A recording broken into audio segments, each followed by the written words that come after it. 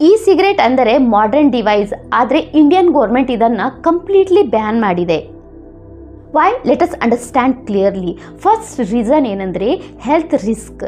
S, E ಸಿಗರೇಟ್ನಲ್ಲಿರುವ liquid heat ಆದಾಗ dangerous chemical release ಆಗುತ್ತೆ.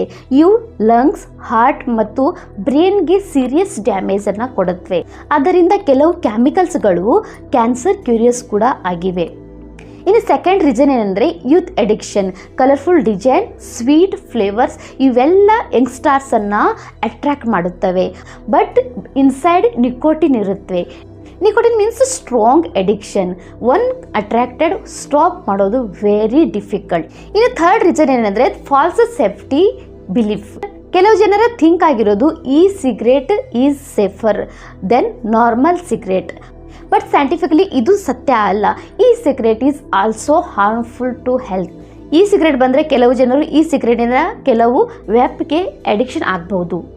ಹಾಗಾಗಿ 2019ರಲ್ಲಿ ಇಂಡಿಯಾ ಒಂದು ಪ್ರೊಹಿಬಿಷನ್ ಆ್ಯಕ್ಟನ್ನು ಇಂಟ್ರೊಡ್ಯೂಸ್ ಮಾಡಿತ್ತು.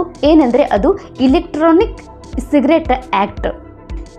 ಈ ಸಿಗರೇಟ್ ಆ್ಯಕ್ಟ್ನಲ್ಲಿ ಮ್ಯಾನುಫ್ಯಾಕ್ಚರಿಂಗ್ ಮೇಲೆ ಬ್ಯಾನ್ ಇದೆ, ಇನ್ನು ಸೇಲ್ ಮೇಲೂ ಕೂಡ ಬ್ಯಾನ್ ಇದೆ, ಮತ್ತು ಇಂಪೋರ್ಟ್ ಮತ್ತು ಎಕ್ಸ್ಪೋರ್ಟ್ ಮೇಲೂ ಕೂಡ ಬ್ಯಾನ್ ಇದೆ, ಮತ್ತು ಇದರ ಮೇಲೆ ಅಡ್ವರ್ಟೈಸ್ಮೆಂಟ್ ಏನು ಮಾಡ್ತಾರೆ ಅದ್ರ ಮೂಲಕ ಕೂಡ ಬ್ಯಾನ್ ಇದೆ. ಇನ್ನು ಈವನ್ ಸ್ಟೋರೇಜ್ ಮೇಲೂ ಕೂಡ ಇದು ಬ್ಯಾನ್ ಇದೆ. ಅಂದರೆ ಇಲ್ಲಿಗಲ್ ಅಂತ ಇದನ್ನು ಘೋಷಿಸಲಾಗಿದೆ. ಸ್ಟೋರೇಜ್ ಏನು ಮಾಡ್ತಾರೆ ಅದನ್ನು ಕೂಡ ಇಲ್ಲಿಗಲ್ ಅಂತ ಕೂಡ ಇದನ್ನು ಬ್ಯಾನ್ ಮಾಡಲಾಗಿದೆ.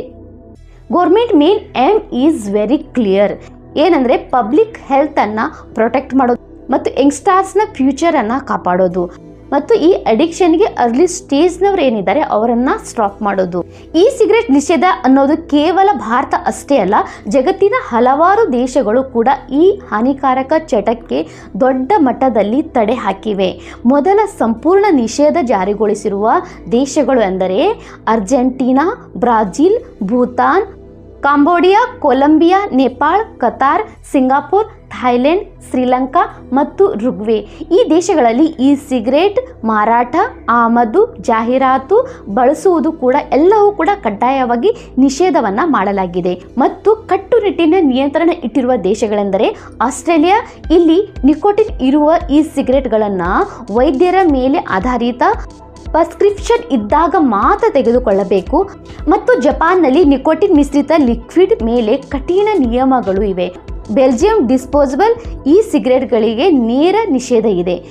ಇಷ್ಟೇ ಅಲ್ಲ, ವಿಯೆಟ್ನಾಂ, ಮಾಲ್ಡೀವ್ಸ್ ಹಾಗೂ ಇನ್ನು ಹಲವಾರು ದೇಶಗಳು ಇತ್ತೀಚೆಗೆ ಈ ಸಿಗರೇಟ್ ಮೇಲೆ ಹೊಸದಾಗಿ ಪೂರ್ಣ ನಿಷೇಧ ಜಾರಿಯನ್ನು ತಂದಿದೆ. ಸ್ನೇಹಿತರೆ, ಈ ಎಲ್ಲ ದೇಶಗಳ ನಿರ್ಧಾರ ಒಂದೇ, ಯುವಕರನ್ನು